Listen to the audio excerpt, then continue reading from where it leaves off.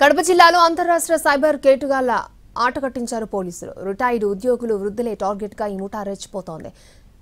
Money laundering కేసులంటూ భయపెట్టి లక్షల్లో డబ్బులు వసూలు చేసింది సైబర్ ముఠాలో రాజస్థాన్, మహారాష్ట్ర, ఏపీ, తెలంగాణకు చెందిన 12 మంది ముద్దాయిలున్నారు.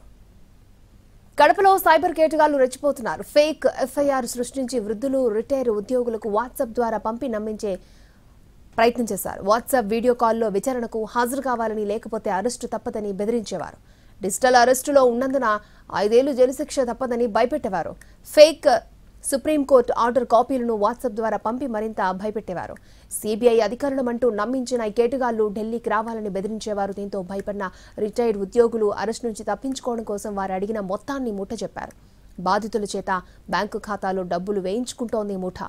కేసు పూర్తిగా తేలే వరకు ఫిక్స్డ్ డిపాజిట్ చేయాలంటూ మరికొంతమంది దగ్గర నుంచి డబ్బులు వసూలు చేసింది. ఇలా లక్షల్లో డబ్బులు వసూలు చేసింది ముఠా. ఈ ముఠా బారిన పడి మోసపోయిన పులివెందుల రిటైర్డ్ డీఈఓ పోలీసుల దృష్టికి విషయాన్ని తీసుకెళ్లారు. ఆయన ఫిర్యాదు మేరకు కేసు నమోదు చేయడంతో ముఠా నిర్వాకం వెలుగులోకి వచ్చింది.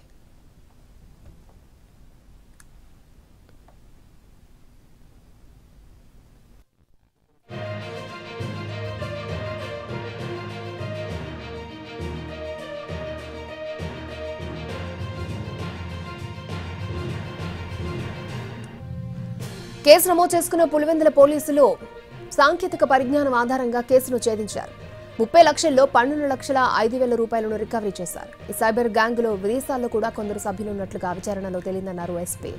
విదేశాల్లో ఉన్న వారితో నగదు లావాదేవీలు జరగడంతో ఆ దిశగా దర్యాప్తు చేస్తున్నట్లుగా అధికారులు తెలిపారు.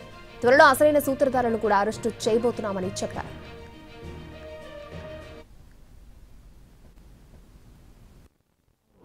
అక్యూజ్డ్ అరెస్ట్ చేయడం జరిగింది. 12,58,000 టోటల్ అమౌంట్ సీజ్ చేయడం జరిగింది. మీరు ఇది చూస్తే 17 సెల్ ఫోన్స్ అక్యూజ్ ద్వారా సీజ్ చేయడం జరిగింది. వీళ్ళ దగ్గర 13 బ్యాంక్ పాస్బుక్స్ ఇప్పటివరకు మేము రికవర్ చేసాము. 6 చెక్ బుక్స్ ఉన్నాయి. 52 ఏటీఎం కార్డ్స్ ఉన్నాయి వీళ్ళ దగ్గర. అది అంతా సీజ్ చేయడం జరిగింది. 16 సిమ్ కార్డ్స్ సీజ్ చేయడం జరిగింది అండ్ 6 ఆధార్ కార్డ్స్ సీజ్ చేయడం జరిగింది.